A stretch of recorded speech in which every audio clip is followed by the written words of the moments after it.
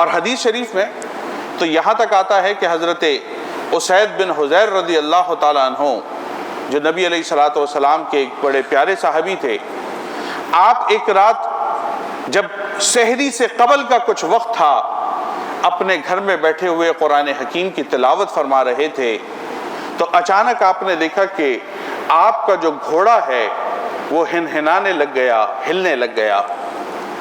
آپ نے تلاوت روک دی، گھوڑے کو دیکھنے لگے، گھوڑا سکون میں آ گیا۔ آپ پھر تلاوت قرآن شروع کر دیتے ہیں۔ جیسے ہی پھر تلاوت قرآن شروع کی تو گھوڑا پھر ہنہنانے لگا، پھر مچلنے لگا۔ آپ نے پھر تلاوت قرآن روک دی، پھر گھوڑے کو دیکھنے لگے۔ تیسری مرتبہ پھر گھوڑا سکون میں آیا اور آپ پھر تلاوت شروع کر دیتے ہیں، یہاں تک کہ آپ نے دیکھا کہ اب کی بار جب گھوڑا تڑپا تو آپ کا بیٹا جس کا نام یحییٰ تھا اس گھوڑے کے قریب کے اندر موجود تھا، سو رہا تھا۔ آپ نے دیکھا کہ گھوڑا اس کے بہت قریب پہنچ گیا۔ آپ نے تلاوت قرآن کو موقوف کیا، اپنی جگہ سے اٹھے، اپنے بیٹے کو اٹھایا، صاحبزادے کو اندر لے جا کر دوسرے مقام پر سلا دیا۔ لیکن اس کے بعد جب آسمان کی طرف نگاہ اٹھا کر دیکھا تو پورے آسمان کے اوپر ایک نور سا پھیلا ہوا تھا، اور ایسا لگتا تھا کہ گویا شامیانہ ہے اور اس کے اوپر برقی قمقمے وہ ٹکے ہوئے ہیں۔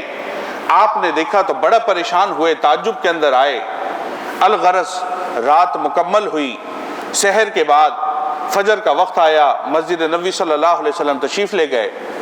جب حضور کی بارگاہ میں پہنچا اور اس سارے واقعے کو آپ نے بیان کیا تو حضور علیہ الصلوۃ والسلام آپ نے پوچھا، اے اسید بن حضیر، کیا تم کو پتا ہے تمہارا گھوڑا کیوں ہنہنا رہا تھا؟ کہا، خدا کے رسول، اللہ اس کا رسول بہتر جانتے ہیں۔ فرمایا، کیا تم یہ بھی نہیں سمجھے کہ آسمان کے اوپر نور کس چیز کا پھیلا ہوا تھا؟ کہا، نہیں خدا کے محبوب، یہ بھی اللہ اس کا رسول بہتر جانتے ہیں۔ تو آپ نے فرمایا کہ اے اسید بن حضیر، جو تو قرآن حکیم کی تلاوت کر رہا تھا، اس تلاوت کو سننے کے لیے آسمان دنیا پر آسمان سے فرشتوں کا نزول ہو رہا تھا، اور وہ اتنی کثرت سے نیچے اتر کے آ رہے تھے کہ ہر طرف ان کا نور پھیلا ہوا تھا، اور ان کے نور کو دیکھ کر تیرا گھوڑا بدکتا تھا۔